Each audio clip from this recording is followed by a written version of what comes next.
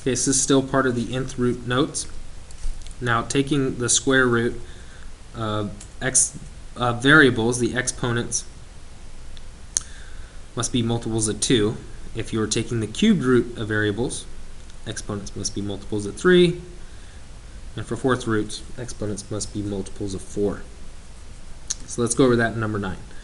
The square root of 32, I can start to break down, which is the square root of 16 times the square root of 2. Now, as for the exponents, there's several ways to look at this. First, let's break down the coefficient. Square root of 16 is 4 root 2. Now we're looking at the variables. So I need the exponents to be multiples of 2 for the power. So that's the same as x times x times x times x. And I have really 4 y's I need to write out. I'm going to stack them.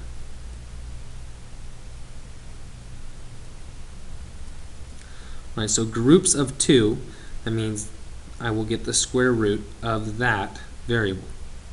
So I have 2 groups of x's in here, 4 groups of y's, and I have a y left over. So we are going to pull out the x's, so that will be in x times x, and I'll have 4 y's, y times y times y times y,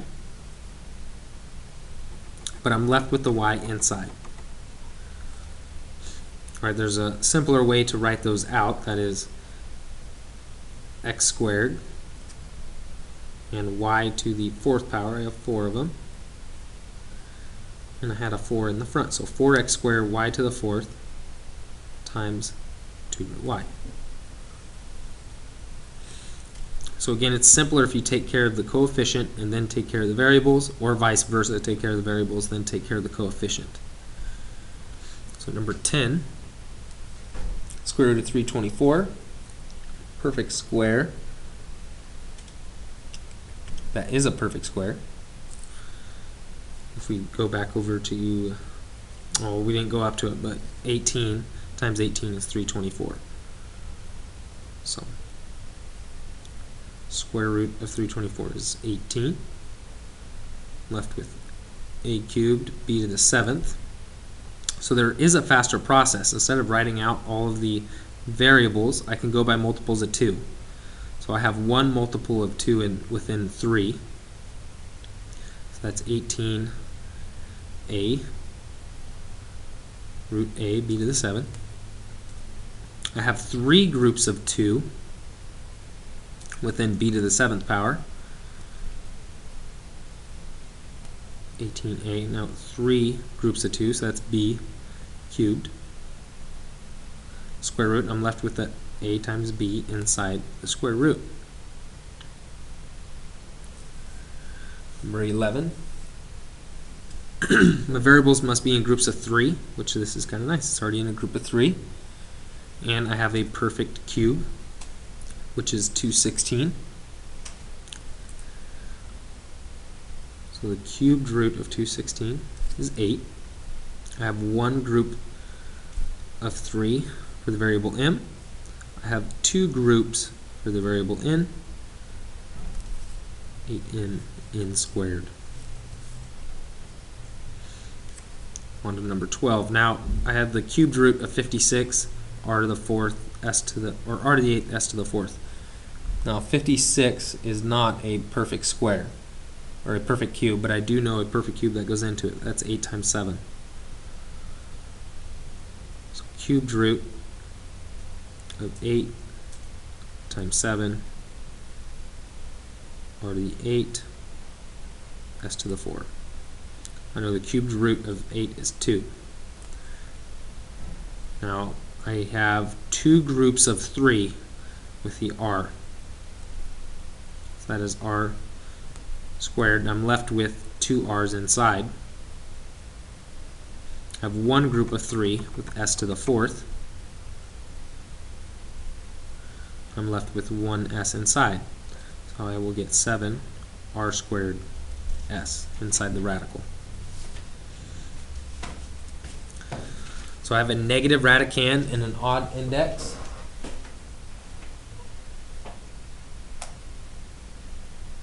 Oh, 5 minutes, okay. Which means my answer will come out negative. Negative 64 is a perfect cube,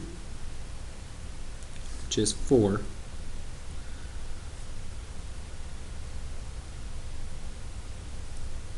I'm going to write that a little farther away.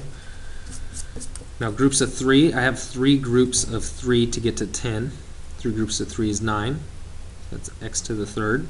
I'm left with 1x inside. And I have 7 groups of 3 to get to a power of 21. Y to the 7th. So I'm only left with an x inside. So negative 4x cubed y to the 7th. Number 14, looking back over here, that is not a perfect cube, but I do know a perfect cube that goes into that, which is 27.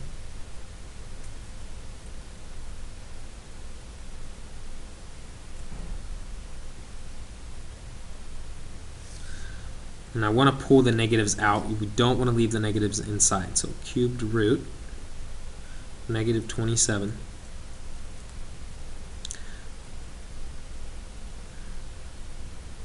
Times 3 p squared q to the 12th. So we're doing groups of 3 again with the exponents and the variables. I can pull out the negative 3. I don't have a group of 3 with the p. I do have 4 groups of 3 with the q. So 3p squared. I'm left with these inside. Now a fourth root. With variables, we're doing groups of 4. I have 1 group of 4 with the w. I will have 4 groups of 4 with the v, with 1 left over inside.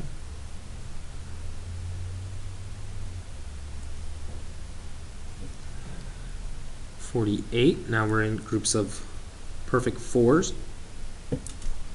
A perfect 4 that goes into this. Be 16 times 3.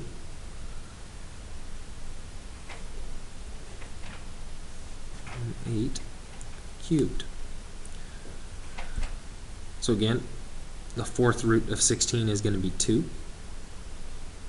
I have 2 groups of 4 within M. No groups with that one.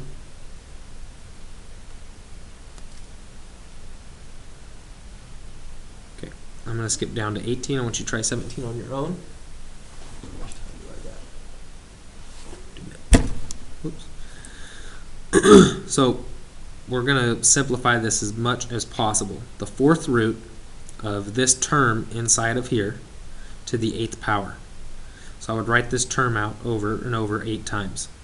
And I'd circle groups of 4. That's the long way. Again, the quicker way is how many groups of 4 do I have with something to the 8th power? And I'll have 2 groups. So I will be able to factor out v, or is that a y? That's a y. Y plus 3, 2 groups, so that'll be squared. I do want you to simplify this, so you will have to multiply it out, which is y plus 3 times y plus 3. And so y times y is y squared. Y times 3 is 3y. 3 times y is 3y. 3 times 3 is 9. I can add these together. Y squared plus 6y plus 9. And that's it for the nth root.